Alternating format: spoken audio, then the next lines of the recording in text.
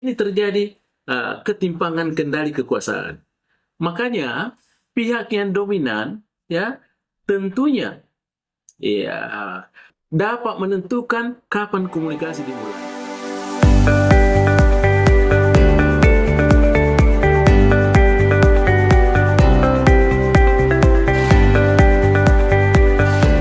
Bismillahirrahmanirrahim. Assalamualaikum warahmatullahi wabarakatuh. Para pemirsa sekalian dimanapun berada, terima kasih segala atensinya yang selalu menanti, selalu mencermati, dan selalu mengikuti salah satu channel YouTube kita, tentunya adalah Mr. Koronis, komunikasi romantis dan humanis.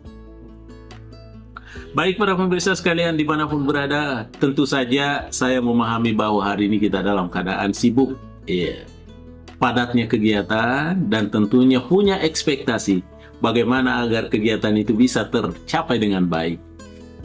Tentu saja kita harus melakukan upaya-upaya, usaha-usaha, ikhtiar-ikhtiar yang baik tentunya.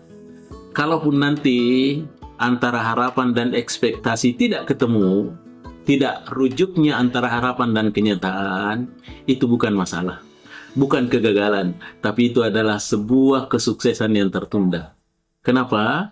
Karena Allah sudah merancang semuanya itu. Tuhan yang Maha Kuasa itu melihat itu, bahwa kadangkala ada yang kita harapkan, rupanya tidak kesampaian.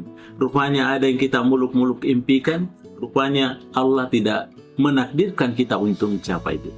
Boleh jadi ada bahayanya.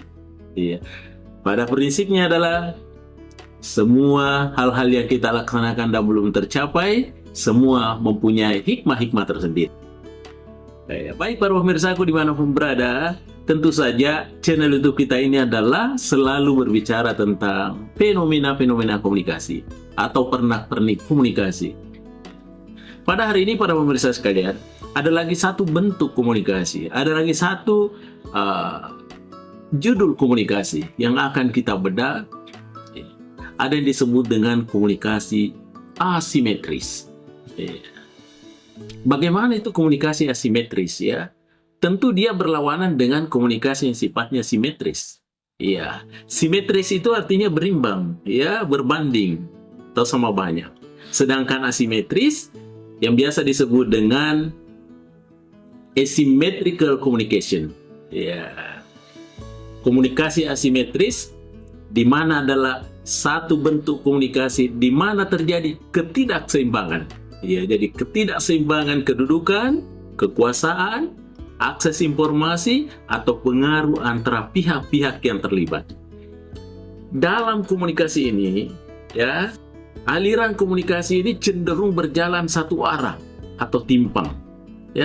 Di mana satu pihak memiliki kendali penuh atas jalannya interaksi, sementara di pihak lain berada pada posisi yang pasif dan subordinat. Kemudian para pemirsa sekalian, tentu saja kita mau memahami, kita mau melihat karakteristik apa yang dibangun pada komunikasi asimetris ini. Yang pertama yang menandai komunikasi asimetris tentunya adalah ada ketimpangan kendali dan kekuasaan yang biasa disebut dengan power imbalance. Bagaimana itu ketimpangan kendali? Artinya karakteristik yang paling mendasar adalah tentunya ada dominasi oleh salah satu pihak yang memiliki otoritas yang tinggi. Misalnya atasan ke bawahan, dosen kepada mahasiswa, atau negara kepada warga negara. Ini terjadi ketimpangan kendali kekuasaan. Makanya pihak yang dominan tentunya dapat menentukan kapan komunikasi dimulai, topik apa yang akan dibahas, dan kapan interaksi akan diakhiri. Kenapa? Karena ada ketimpangan kendali atau ketimpangan kekuasaan. Itu yang pertama. Kemudian yang kedua, para pemirsa sekalian, di dalam komunikasi asimetris ini tentunya kita perhatikan aliran pesannya satu arah, yang biasa disebut dengan one way flow. Bagaimana itu aliran pesan satu arah? Artinya komunikasi asimetris ini tetap terjadi interaksi, namun arus pesan utamanya bergerak dari atas ke bawah atau top down.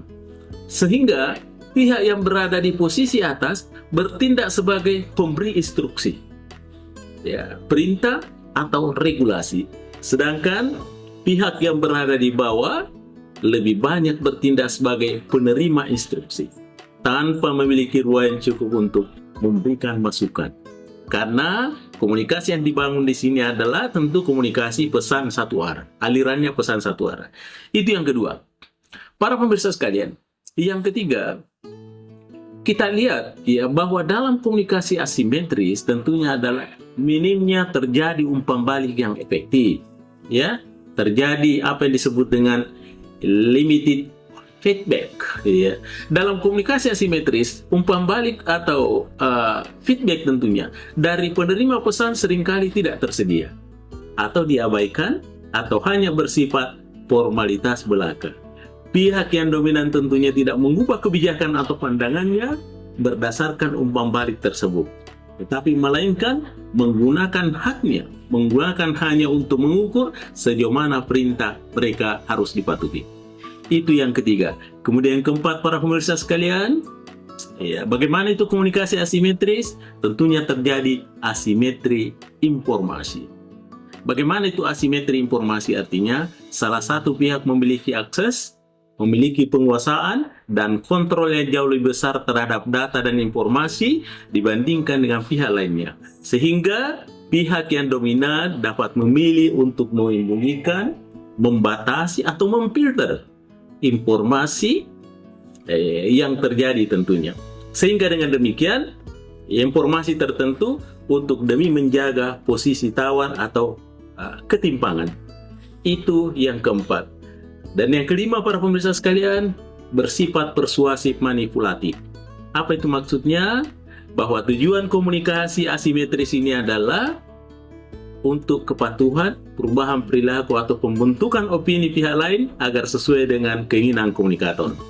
Dan yang keenam, yang terakhir, para pemirsa sekalian, bahwa dalam komunikasi asimetris ini terjadi apa yang disebut dengan rendahnya empati dan resonansi dua arah. Karena fokusnya adalah penyampaian pesan dan pencapaian target dari para dominan, aspek mendengarkan secara aktif dan pemahaman empati terhadap kondisi penerima pesan sangatlah rendah, sehingga hubungan yang terbangun bersifat transaksional dan kaku, bukan yang sifatnya relasional, sehingga komunikasinya tidak membahagiakan. Baik para pemirsa sekalian dimanapun berada, terima kasih atas segala atensinya karena selalu menonton channel YouTube kita Mr. Koronis. Mr. Koronis mengundurkan diri. Assalamualaikum warahmatullahi wabarakatuh. Mr.